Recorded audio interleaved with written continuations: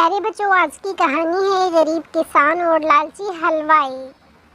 کسی گاؤں میں ایک کسان رہتا تھا جو کہ بہت غریب تھا۔ وہ دن رات کھیتوں میں کام کر کے اپنا خاندان چلا رہا تھا۔ ایک دن کھیتوں میں کام زیادہ ہونے کی وجہ سے کسان بہت تھک گیا۔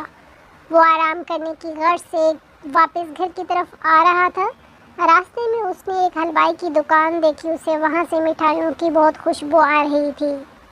مٹھائیوں کی خوشبو سن کر کسان کا دل کر رہا تھا کہ مٹھائی کھائے، لیکن اس کے پاس پیسے بہت کم تھے۔ خیر، کسان نے سوچا کہ میں مٹھائی تو نہیں کھا سکتا، کیوں نہ مٹھائیوں کی خوشبو سن کر ہی دل بھر لیا جائے۔ وہ حلوائی کی دکان کے نزدیک ہو کے رک گیا اور مٹھائیوں کی خوشبو سننے لگا۔ حلوائی سے کسان کی خوشی دیکھی نہ گئی۔ وہ اپنی جگہ سے اٹھا اور کسان کے پاس جا کر بولا، پیسے نکالو۔ حلوائی کی بات سن کر کسان پریشان ہوا اور بولا، کس چیز کے پیسے؟ میں نے تو مٹھائی تو کھائی نہیں، پھر پیسے کس لیے دوں؟ حلوائی مکاری سے بولا، آپ نے میری مٹھائیوں کی خوشبو سونگھی ہے۔ خوشبو سونگھنا کھانے کے برابر ہوتا ہے، اس لیے مجھے پیسے دو۔ کسان نے کہا، بھلا مٹھائی کی خوشبو سونگھنا کھانے کے برابر کیسے ہو سکتا ہے؟ لیکن حلوائی پھر بھی پیسے لینے کے لیے تکرار کر رہا تھا۔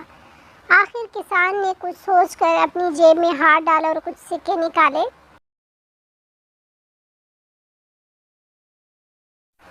کسان نے وہ سکے اپنے دونوں ہاتھوں کی مٹھی میں بند کر کے ہلائے اور وہاں سے جانے لگا۔ حلوائی نے کسان کو روکا اور کہا، پیسے تو دیتے جاؤ۔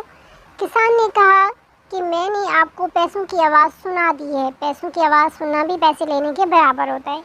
حلوائی حیرت سے بولا، بھلا پیسوں کی آواز سننا پیسے لینے کے برابر کیسے ہو سکتا ہے؟ کسان حلوائی کی آنکھوں میں دیکھتے ہوئے بولا، جیسے مٹھائی کی خوشبو سونگھنا مٹھائی کھانے کے برابر ہوتا ہے، اور وہاں سے چلا گیا۔ حلوائی حیرت سے اپنی مکار آنکھوں سے کسان کو جاتے دیکھتا رہا۔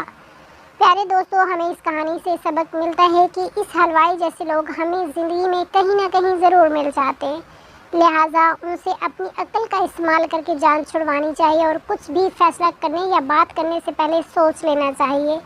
اس سے آپ کسی بھی مشکل سے بآسانی بچ سکتے ہیں۔